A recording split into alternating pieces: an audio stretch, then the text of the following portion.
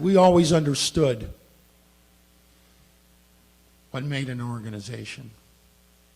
A name, a meeting,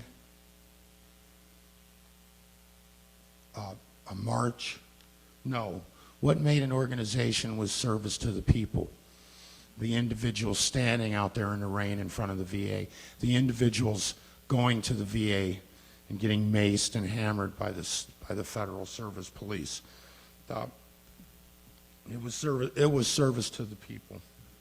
In the mid-1970s, as the war was winding down, we made a decision, criticized by a lot of people at the time, of war on the VA. We said that we had to step up.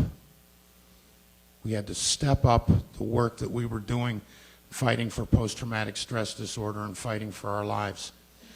There was some criticism of it, and we had to make people understand that war on the VA didn't mean war on the people that worked at the VA or war on the people who were in the VA. It meant war on the VA bureaucracy that was standing with its foot against the door to prevent post-traumatic stress disorder as we understood it at the time. What followed all over the country was a very similar pattern.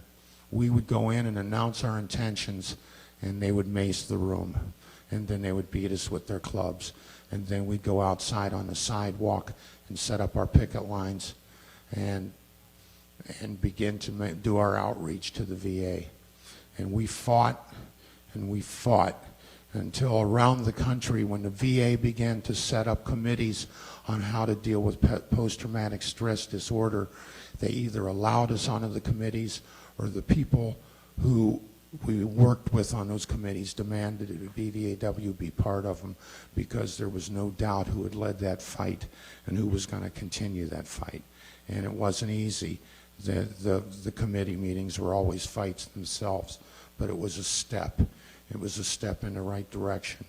And I remember watching some of our beautiful brothers and sisters getting beaten to the ground. But that's the kind of stuff you got to do if you want to get action, and that's what activists do.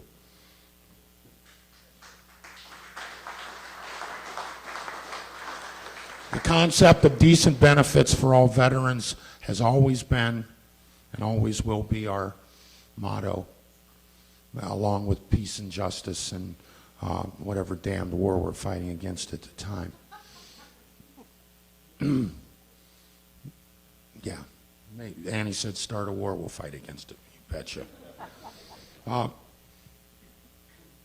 Decent benefits for all veterans meant exactly that, simply because some veterans from other eras may have been disparaging of us when we returned and called us crybabies and a number of other things. And it didn't exactly enamor any of us to join a lot of the more traditional organizations as it was. But we persisted and we fought. And the kind of people that inspired us, I want to speak particularly of one right now. Probably the bravest woman that I've ever met in my life. A single mother, African-American woman, working in the Chicago VA, stepped forward and sacrificed her entire life and her whole career to let the people of the United States know that Agent Orange was killing Vietnam veterans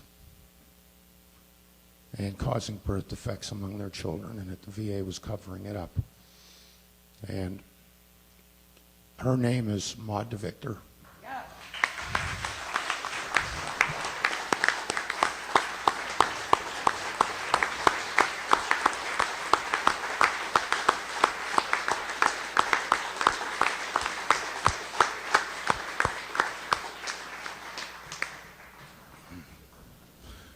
Maud launched a fight that continues to this day. A beautiful, beautiful woman who gave everything she had for us. And these are the kind of people that VVAW brings forward as activists and as human beings because of the very nature of the things we do. I don't mean to diminish anything else that occurred, certainly not the things that occurred in the 80s and 90s, some very difficult times, but some very, very, very hard fights that continue on into today.